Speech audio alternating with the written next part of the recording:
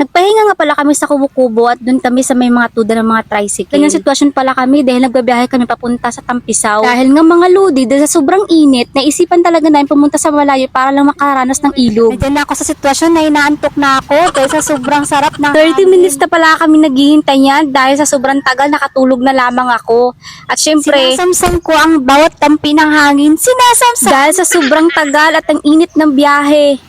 Hindi ko na alam kung makakasurvive na nga ako yan dahil chinichik ko kung okay na ba. Mga lodi, kasama ko nga pala ang aking mga pamangkin at syempre ang aking unikaihan na palaban sa biyahe. After 10 years, sa wakas, nagbabiyahe na kami sa kalagitnaan ng init. Sa nagtatanong pala kami ay nakamotor lang. Ang kasako ng asawa ko at sa unahan naman ng aking sobrang taka ko dahil sa kalagitnaan na kami ng aming biyahe. Nagtataka ako kung bakit ang ganda-ganda ng panahon at hindi sobrang init. At take note mga lodi, ito ay napakakulimlim. Kung ganito lang ba naman lagi ang biyahe, sobrang sarap na ng ganito na nakasakay sa motor, hindi yung para kami tinutupok na apoy. Ganito na pala ang pakiramdam kung paano ka maliligaw. Natatawa talaga ako kung bakit ba naman nagbiyahe kami na hindi mo na nagklaro-klaro kung saan ba talaga kami pupunta at ano ba talagang ilaw ang aming liliguan. Isang kakapulutan na naman ang aral, yung magbabiyahe ka na dapat alam mo kung ano talaga at saan kayo pupunta, hindi yung liligaw na naman hindi kayo. Hindi na nakakatakot na maligaw dahil marami ka nang ladaan ng mga tao dyan. Nakakatawa lang dahil talagang nasa point ka talaga na medyo talagang pakiramdam ko nasa movie talaga kami. Sa wakas, after a long journey at after sa sobrang init na aming dinadaanan, malapit na rin pala kami sa aming pupuntahan. Naku mga day, narito na kami sa aming destinasyon. Salamat sa karanasang maligaw at 2 bisis pabalik-balik at sa wakas sa tagpuan namin. Relax na nga lang kami dyan dahil sa wakas nga makakaligo na kami at napakaganda ng panahon at makakapagtapiso tayo sa malamig na ilog. Kinakamusta ko nga yung aking mga kasama, yung pamangkin ko. Siyempre, tinanong ko siya kung okay na ba yung init sa kanya. Ano mo kung anong sabi niya? Okay lang at may signs pa siyang ganyan. At syempre, tanungin ko rin ang aking unikaihan na kasama ko sa labanan ng init.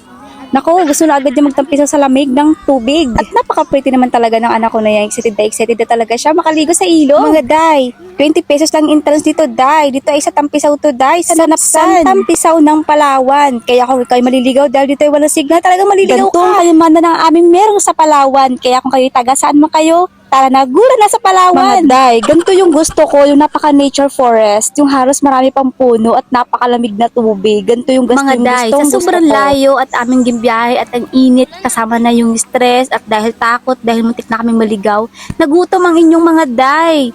Ayun, sabi ko sa kanya na magsipagkain na bago kami magtampisaw sa ilog. Nakikita niyo naman yung ilog na yun, napakaganda. Siyempre, hindi lang maganda, napakasarap maligo ng ilog. At pag siniswerte ka nga naman dahil sa sobrang hirap at dahil mong naranasan bago ka makarating sa napakagandang ilog, biglang bumuhos ng kaunting ulan, tawag dyan ambon. Iba rin talaga ang blessing ni God. Napakaganda at napakasarap at napakateming ang pagpunta namin sa lugar na to. At sinabi ko nga sa sarili ko na sana pag uwi ko sa bahay hindi ako magsisi.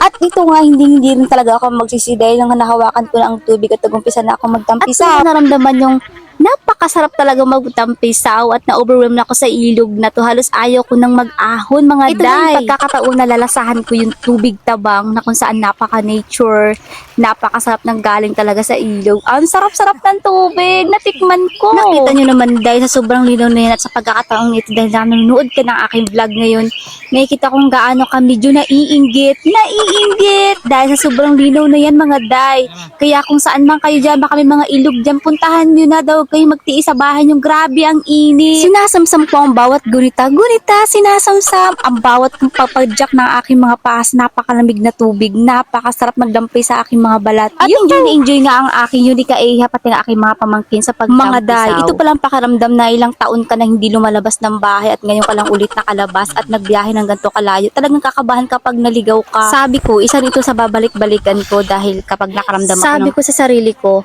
pag nakaramdam ako ng init, babalik-balikan ko to at kahit isang bisis lang ako naligaw dito, ito ay aking sasauluhin at babalikan namin to mag-asawa. Totoo rin talaga ang kasabihan na pagkatapos mo maghirap, pagkatapos mo pagdaanan, yung isang makipot na daan, darating talaga sa punto na matatagpuan yung kaginhawaan. Ayan, tinutukoy ko guys, na makatampisaw ka sa ganyan at ganyan maramdaman mo pag dumating sa point na hirap ka. Ikaw na talaga makakatagpo na kaginhawaan sa buhay. Kaginhawaan sa buhay mo. At hindi mo na matutumbasan yung saya namin dyan at kaginhawaan after naming maligaw.